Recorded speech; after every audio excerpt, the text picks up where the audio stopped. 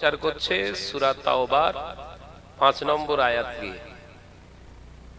1 নম্বরেও আলোচনা করিনি, 2 নম্বরেও আলোচনা করিনি, 3 নম্বরেও আলোচনা করিনি, 4 নম্বরেও আলোচনা করিনি, 5 নম্বর নিয়ে আলোচনা করেছে, 6 নম্বরটাও আলোচনা করিনি। তাহলে এখান থেকে মুখ্য উদ্দেশ্য, তার এজেন্ডা কিন্তু একটাই। খুব নিরিখ করে কথাগুলো শুনুন। তার কিন্তু একটাই এজেন্ডা, সেটা হচ্ছে এই বাংলায় একটা এসআইআর বলে একটা স্পেশাল ইন্টেনসিভ রিভিউশন বলে একটা প্রক্রিয়া চলছে, আপনারা জানেন।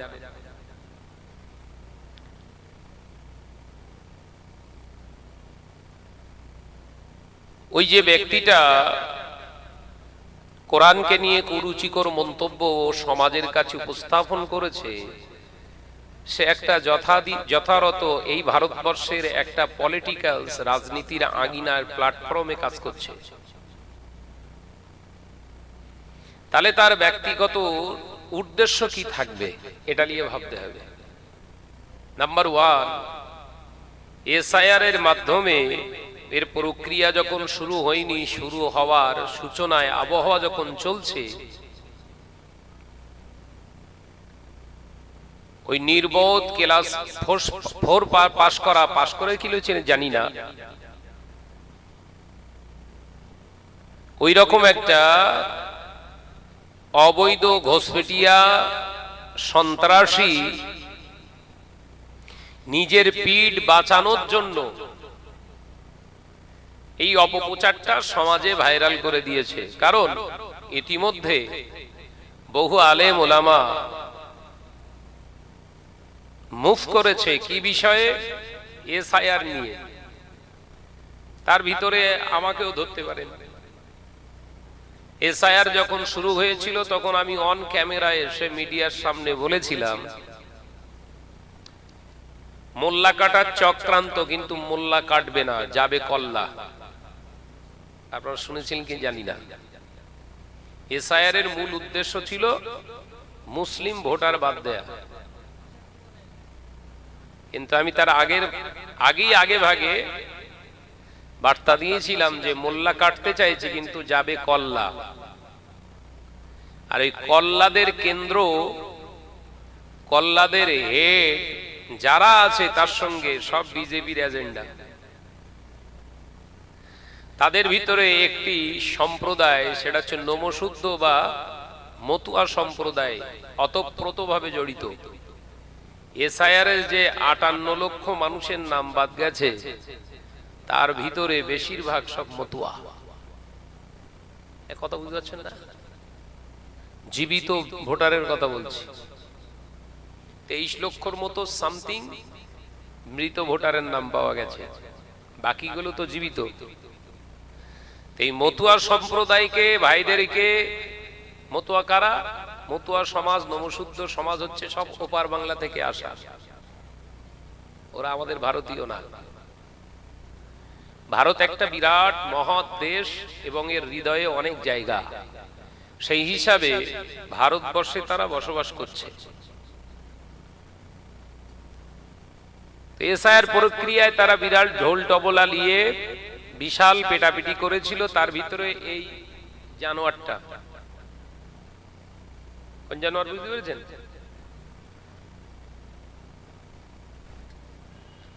এই ওয়াসিম সরকার বলে এই ব্যক্তিটা মতুয়া ভাইদেরকে আশ্বাস দিয়েছিল যে আপনাদের একটা নামও বাদ যাবে না।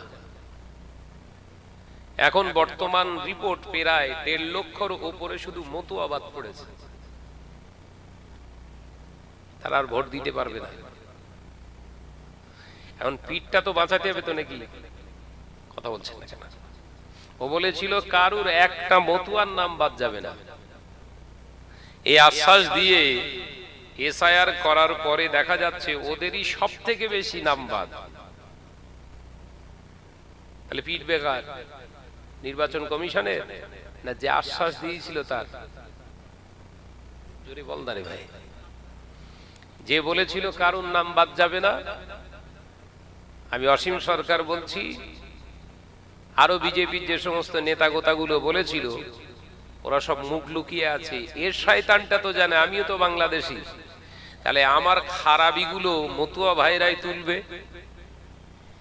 এ মোটটাকে ঘুরিয়ে দেওয়ার জন্য কি খুঁজে পাচ্ছে না, কি করে এর মুখটাকে ঘোরানো যায়, এবারে হিন্দু মুসলিম লাগিয়ে দেওয়ার জন্য ওই সূরা তাওবার 5 নম্বর আয়াতটা অপব্যাখ্যা করে সমাজে প্রচার করেছে যে ইলিয়ে হই হই করে বেঁচে থাকলে, ব্যস্ত থাকলে মতুয়ারাও ভুলে যাবে, মাঝখান থেকে আমার কাজ আমি হাসিল করব।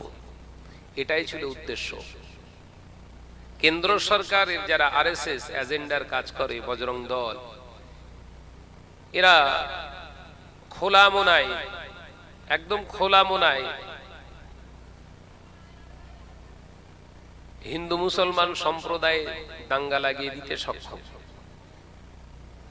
গোটা বিশ্বে এদের একটা রিপোর্ট আছে। ওই আরএসএস এর আর একটা দালালের নাম হলো অসীম সরকার। কথা বুঝছেন? এরা এই আরএসএস সম্পর্কে জানতে গেলে ভারতের স্বাধীনতা ইতিহাস আপনাদের জানতে হবে। ভারতবর্ষ যখন স্বাধীনতা সংগ্রাম চলছে 1946-45 যখন বিরাট বিপ্লব চলছে গোটা ভারতবর্ষে ইংরেজদের বিরুদ্ধে, এই আরএসএস এর এজেন্ডা যারা কাজ করেছিল সেই সময়, এরা সব আন্দোলনকে থামিয়ে দেওয়ার জন্য ইংরেজদের সঙ্গে বন্ধুত্ব পাতিয়েছিলেন। এরা গোটা বিশ্বব্যাপী আজকে আমরা কিন্তু যারা মুসলমান নিজেদেরকে দাবি করি সকলেই কিন্তু মার খাচ্ছে। মুসলমানদের মারা চলছে, তার ভিতর দিয়েও কোরআনের উপরে মার চলছে। কথা বলছেন না কেন? আল্লাহর ঘর মসজিদের উপরে মার চলছে।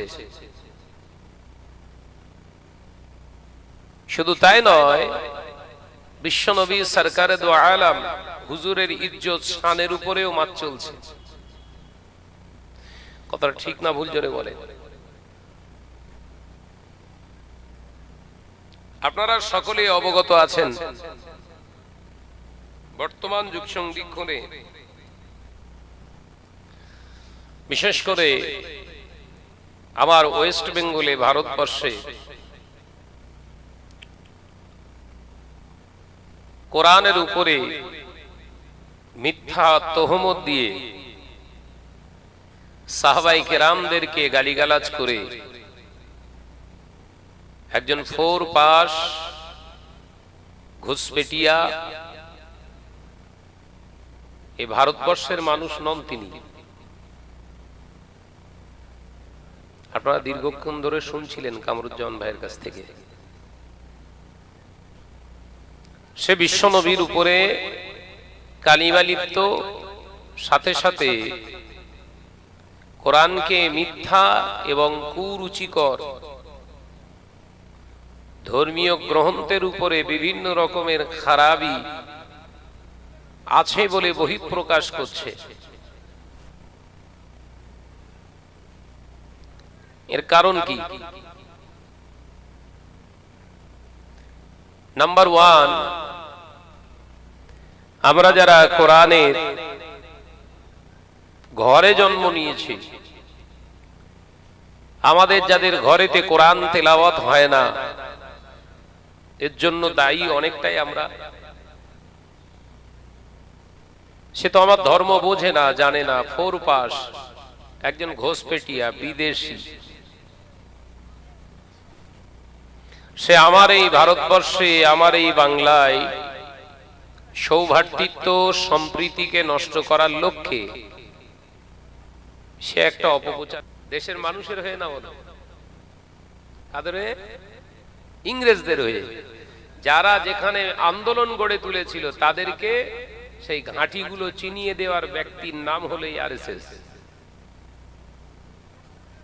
এদের সব ইতিহাসগুলো যদি জনসমক্ষে উন্মোচন করা হয়, ভারতবর্ষের স্বাধীনতার সংগ্রামের 1% নয়, 0.01% এদের অবদান নেই। এরা দালালি করে বড় বড় জীবন চালিয়েছে, এখন দেশটা চালানোর চেষ্টা করছে। সামনে এদের একটাই এজেন্ডা, যেভাবেই হোক পশ্চিমবঙ্গকে দখল করতে হবে। কথা বুঝতে পারছো? তাতে বিনিময়ে হিন্দু মুসলমান দাঙ্গা লাগুক। কারণ এসআইআর এ যে আশা রেখেছিল ওরা, সে আশায় পুরো পানি পড়ে গেছে। মোল্লা তো কেউ কাটিনি, কথা বুঝতে পারছেন না বোধহয়। মোল্লা যেখানে পার্সেন্টেজ সবার নিচে, প্রথম পার্সেন্টেজে দেখা যাচ্ছে মতুয়ারা বেশি, নাম বাদ গেছে। এই ছেলেরা এখানে এত কথা বলছে কেন হই হই করে? কারা এখানে কথা বলছে? কারা?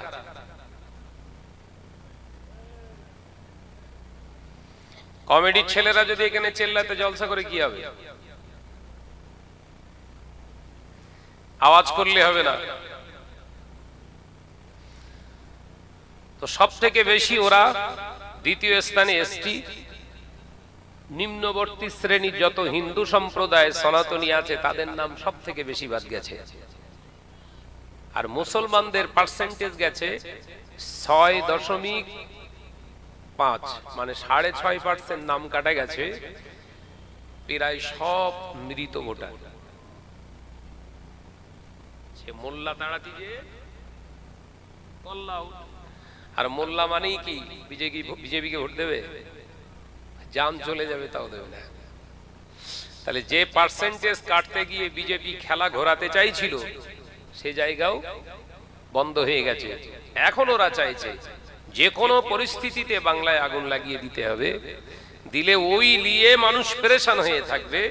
মাঝখান থেকে ইলেকশন কমিশনের সঙ্গে যুক্তি করে কিছু ভালো ভোটারের নামগুলো কাটবে।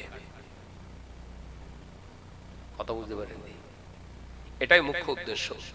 অর্থাৎ খুব সচেতনতার সঙ্গে আমাদের চলতে হবে। কোরআনের অপব্যাখ্যা করেছে, আমিও চ্যালেঞ্জ করেছি। বাংলায় বিভিন্ন ওলামায়ে সম্প্রদায়, আলেমে দ্বীন এবং বিভিন্ন সংগঠনের মানুষরাও চ্যালেঞ্জ করেছে।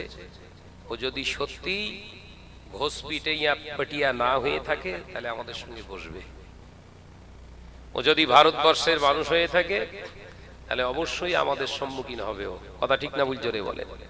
ও জন্মের যদি ঠিক থাকে, ও যদি সঠিকভাবে দুনিয়ায় মনুষ্যত্বের উপরে প্রতিষ্ঠিত থাকে, হকের উপরে যদি প্রতিষ্ঠিত থাকে, তাহলে ও আমাদের সম্মুখীন হবে। আমরা ওলিয়ে চিন্তিত নই। কারণ কোরআনের নামে যত অপপ্রচার অপব্যাখ্যা হবে, মানুষ তত বেশি কোরআনের প্রতি আকৃষ্ট হবে। একবার জোরে বলুন সুবহানাল্লাহ। কোরআন এমনই একটা কিতাব, বিশ্ব নবী সরকারে দু আলামের উপরে যত আঘাত প্রাপ্ত করা হবে, আল্লাহ নবীর উপরে যত আঘাত দেয়া হবে, কোরআনের উপরে যত আঘাত আনা হবে, ইসলামের উপরে যত আঘাত দেয়া হবে, তত বেশি ইসলাম আরো বেশি দুনিয়ায় ছড়িয়ে যাবে। একবার জোরে বলুন সুবহানাল্লাহ।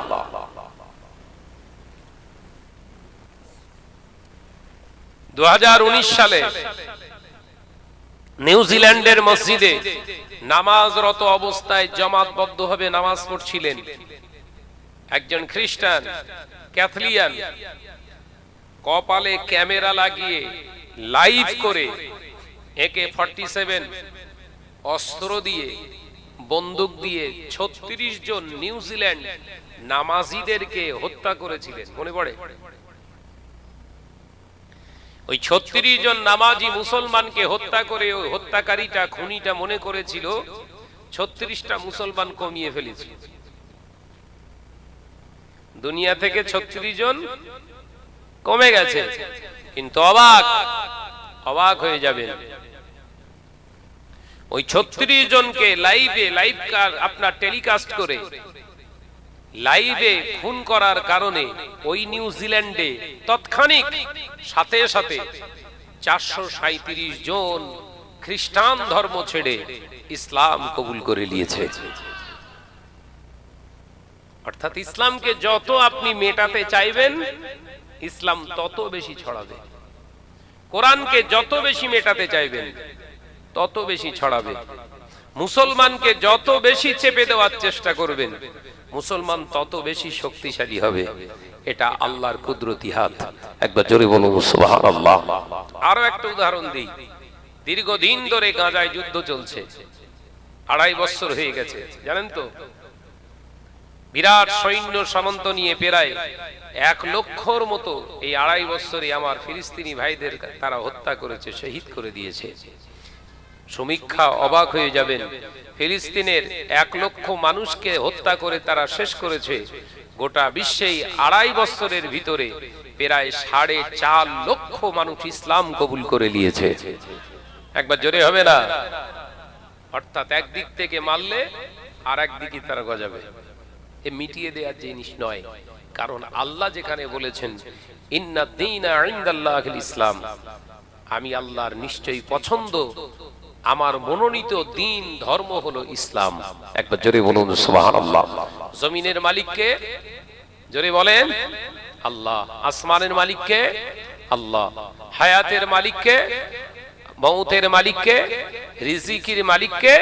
সব যদি আল্লাহ হয়ে থাকে, নিশ্চিন্তে থাকুন, সবর করুন, অন্যায় হলে প্রতিবাদ করতে থাকুন, নিশ্চিত আল্লাহ আপনার রব আপনাকে ছেড়ে যাবে না। একবার জোরে বলুন সুবহানাল্লাহ। ভাইরা আমার, নওজওয়ানেরা, যুবকেরা, ছেলেরা, বাচ্চারা, পর্দানশীনা মা বোনেরা, আল্লাহ কোরআন পাকের ভিতরে জানিয়ে দিলেন ওমা খালাকতুল জিন্না ওয়াল ইনসা ইল্লা লিয়াবুদুন।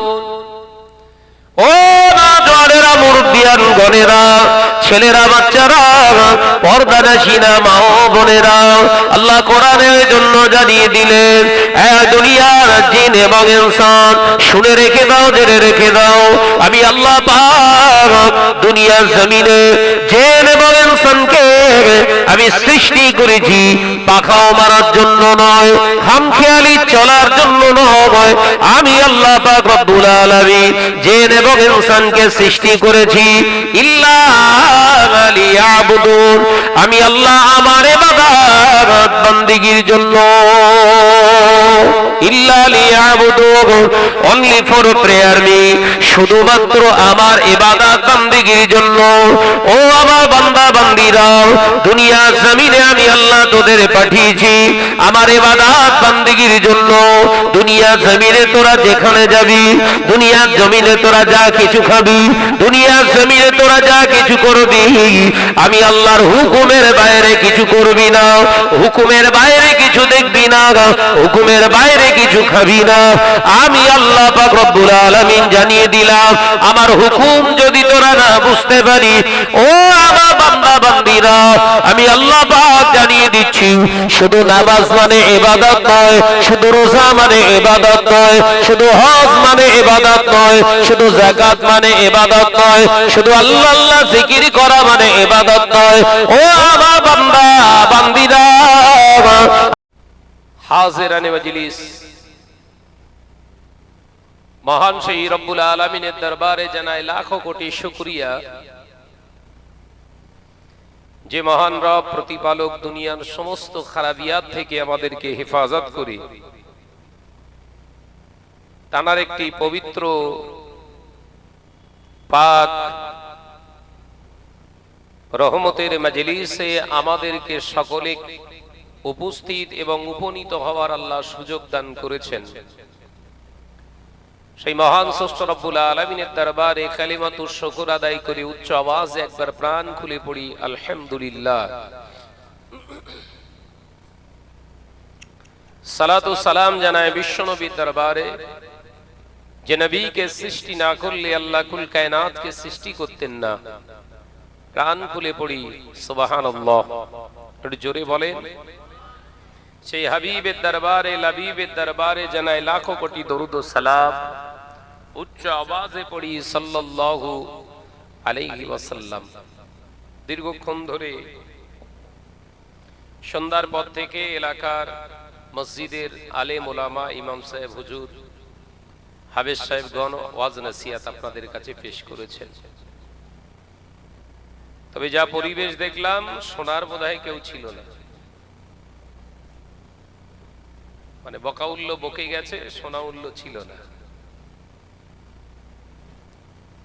আজকে গোটা বিশ্বব্যাপী